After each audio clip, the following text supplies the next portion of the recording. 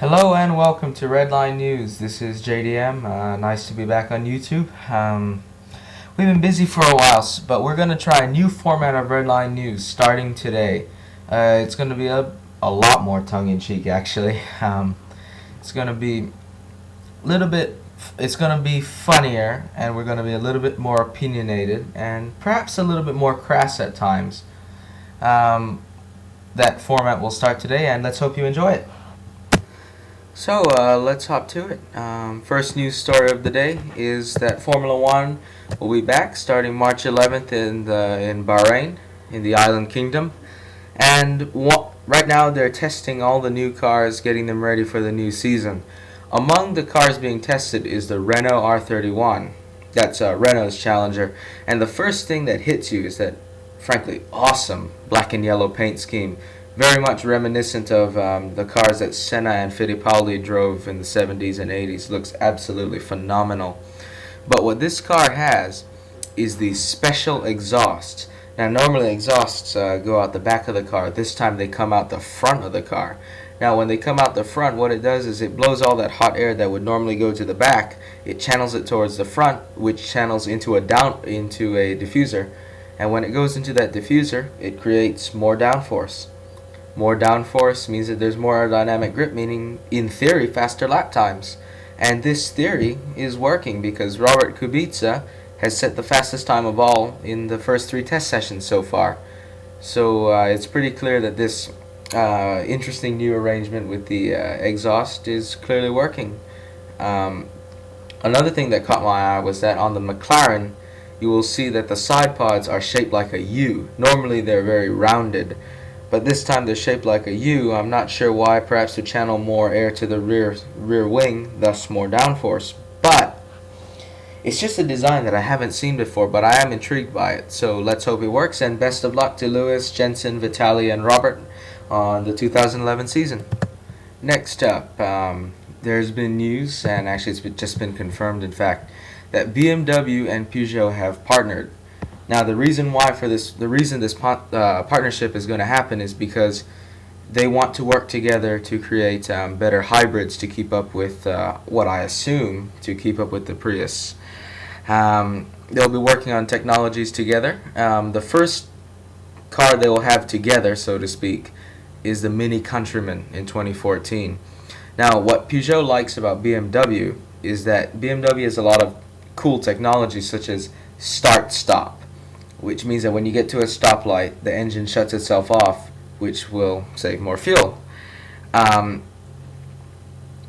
will also use that technology eventually, but Peugeot's current hybrid is actually a Citroën. It's called the DS5. It's available with this hybrid, and it is the world's first hybrid with a diesel engine.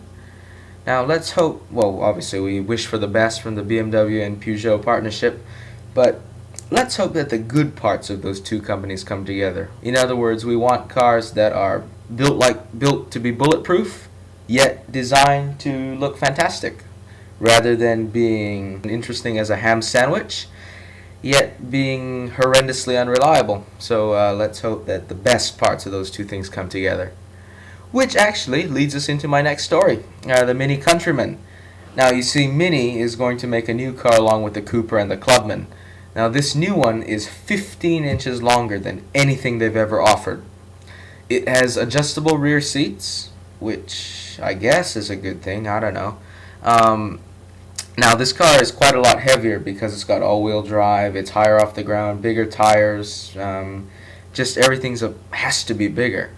But they're giving it the same engine. It's still got, believe it or not, a 140 horsepower engine, which frankly isn't going to do much in a car this heavy.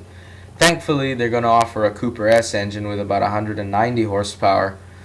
And also, thankfully, a manual gearbox is offered. Yes, thank you. But run flat tires are unfortunately standard. The mile per gallon is rubbish. It's grossly overweighted. It's way too much of a niche. It's overpriced at about $30,000, and this car is absolutely doomed to be nothing more than a fad. You know, a bit like, say, Justin Bieber. Anyway, our next story is about Honda. Now, what Honda wants to do is to revive the NSX. Now, they were originally going to call this replacement the HSV 010, which is to denote that it's a 10-cylinder Honda. Now, they've made a racing version of it for the Super GT series because that series mandates that your cars have to be front-engine rear-wheel drive. But they want to bring the road version back, which, if they do it, it'll be mid-engine rear-wheel drive. Actually, all-wheel drive, excuse me. It'll have a V10 engine, and it'll be apparently a hell of a lot more expensive than a GTR. So I don't know how successful it's going to be, but any new hot performance car, especially from the Japanese, can't wait. I suspect that some of you will not believe this next story, but here it goes. Would you believe it? Mazda has sold 900,000 Miatas. 900,000. And almost half of those were sold in the United States. Quite a few are actually being used as SCCA racers, and quite a lot of them are being driven by hairdressers. No matter though, this car was originally designed to be a fresh, reliable interpretation of cars such as the Alfa Duetto, the Fiat X19, and the Triumph Herald. In those 21 years of production, they've had 3 different versions, completely different. It's a brilliant small car, and it is, in my opinion, everything you could possibly want in a car. Now, when I say that, I don't mean that it's filled with amenities, but why do you need them? Manual door locks do the job. Manual windows, that's okay. It's got an air conditioner. It has a stereo. Granted, no CD player, but you should buy a car for the driving experience, especially something like that. And if you don't care about the driving experience, you have no business driving a sports car. End of story. So in other words, don't buy a Mazda MX-5 unless you can properly enjoy it. And quite frankly, I don't think a lot of their owners can. Now, this is a new segment of our show.